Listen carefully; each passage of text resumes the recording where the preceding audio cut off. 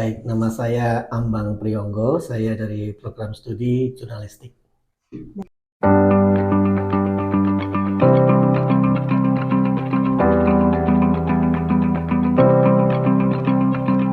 Baik, saya mulai jadi jurnalis itu pasca reformasi ya, 99, 1999, kemudian mengawali karirnya dulu di koran berbahasa Inggris punya kelompok Jawa Pos gitu, kemudian juga sempat di beberapa media yang lain, ada Gatra, majalah Gatra, kemudian sempat hijrah ke Jakarta. Itu awal saya mulai hijrah ke Jakarta, saya ya termasuk founding editors dari Seputar Indonesia, harian Seputar Indonesia.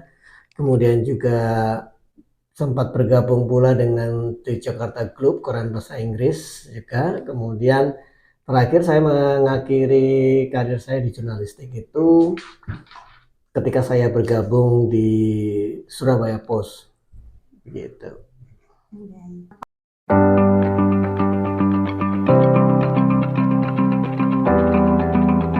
Oke, saya kira kalau dari sisi skill ya, saya kira itu menulis ya, saya kira itu yang paling penting. Kalau kemudian sikap dasar itu saya kira kita harus punya nalar yang kritis ya terhadap situasi sekitar. Saya kira dua hal itu sih yang paling basic utama ya.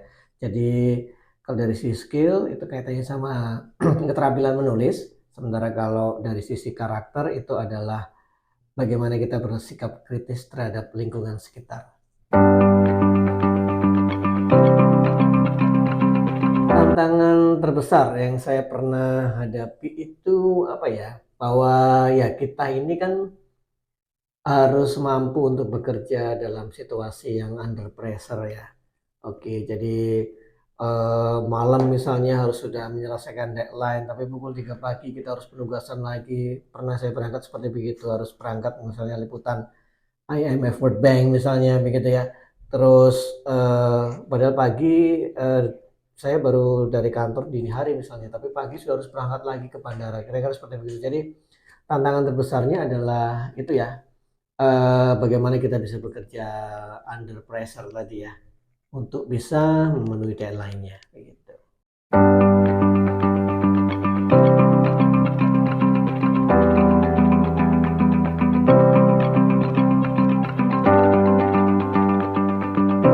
Eh, jadi jurnalis itu memang way of life ya. Jadi mau nggak mau ya biasanya kehidupan pribadi kita itu akan bercampur. Kita akan sangat susah untuk membedakan mana kehidupan kita sebagai orang biasa gitu ya atau sebagai seorang jurnalis. Jadi ini memang soal panggilan. Jadi kalau profesi jurnalistik itu adalah panggilan. Jadi anda mau nggak mau harus sering kali bahkan harus mengorbankan eh, kehidupan pribadi Anda gitu untuk bisa kemudian berkarir di dunia jurnalistik ini.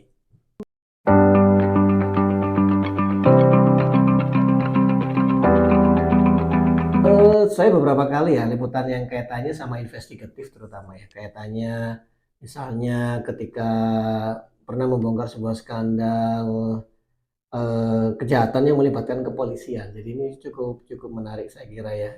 Jadi itu membuat misalnya Kapolda saya tidak mau berbicara seperti itu, dan membuat wartawan-wartawan lain juga sempat mengernyitkan dahi ketika saya tanya hal serupa ke Kapoldanya seperti itu. Itu saya kira beberapa liputan investigatif saya ya yang uh, apa namanya, saya kira itu jadi salah satu masterpiece-nya.